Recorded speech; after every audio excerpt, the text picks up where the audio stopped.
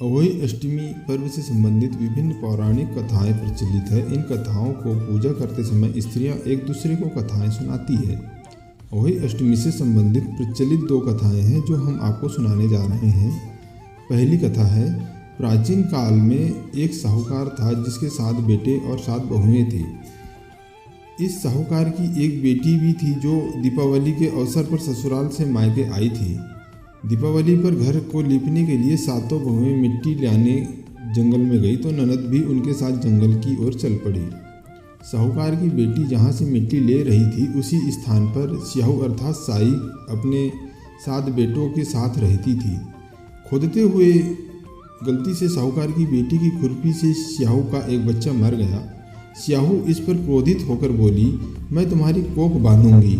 स्याहू की यह बात सुनकर साहूकार की बेटी अपनी 7 भाभियों से एक एक करके विनती करती है कि वह उसके बदले अपनी कोख बंधवा लें।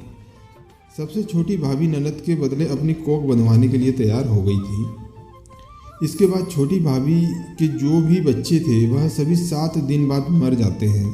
7 पुत्रों की इस प्रकार मृत्यु होने के बाद उसने पंडित को बुलवाकर इसका कारण पूछा। पंडित ने सुरही गाय की सेवा करने की सलाह दी। सुरही सेवा से प्रसन्न होती है और उसे स्याहू के पास ले जाती है। रास्ते में थक जाने पर दोनों आराम करने लगते हैं। अचानक साहूकार की छोटी बहू की नज़र एक ओर जाती है। वह देखती है कि एक सांप गरुड़ पंखनी के बच्चे को डसने जा रहा है और वह सांप को मार देती है। इतने में गरुड़ पंखनी वहां आ जाती है और खून बिखरा हुआ देखकर उसे लगता है कि छोटी बहू ने उसके बच्चे को मार दिया है। इस पर वह छोटी बहू को चोंच मारना शुरू कर देती है। छोटी बहू इस पर कहती है कि उसने तो उसके बच्चे की जान बचाई है। गरुड़ पंखनी इस पर खुश होती है और सुरही सहित उन्हें स्याहू के पास पहुंचा देती है। स्याहू छोटी बहू की सेवा से प्रसन्न होकर उसे 7 पुत्र और 7 बहुएं होने का आशीर्वाद देती है। स्याहू के आशीर्वाद से छोटी बहू का घर पुत्र और पुत्र वधुओं से हरा भरा हो जाता है। अहोई अष्टमी का अर्थ एक प्रकार से यह भी होता है अनहोनी को होनी बनाना, जैसे साहूकार की छोटी बहू ने कर दिखाया था। अब है दूसरी कथा। एक बार एक औरत अपने 7 पुत्रों के साथ एक गांव में रहती है। एक दिन कार्तिक महीने में वह औरत मिट्टी खोदने के लिए जंगल में गई।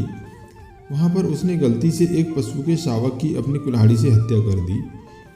उस घटना के बाद उस औरत के 7 पुत्रों की एक के बाद एक करके मृत्यु हो गई। इस घटना से दुखी होकर उस औरत ने अपनी कहानी गांव की हर एक औरत को सुनाई।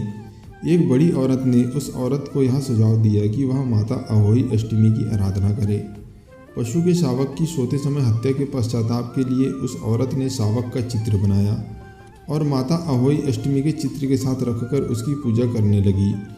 उस औरत ने 7 वर्षों तक अहोई अष्टमी का व्रत रखा और आखिर में उसके 7 पुत्र फिर से जीवित हो गए।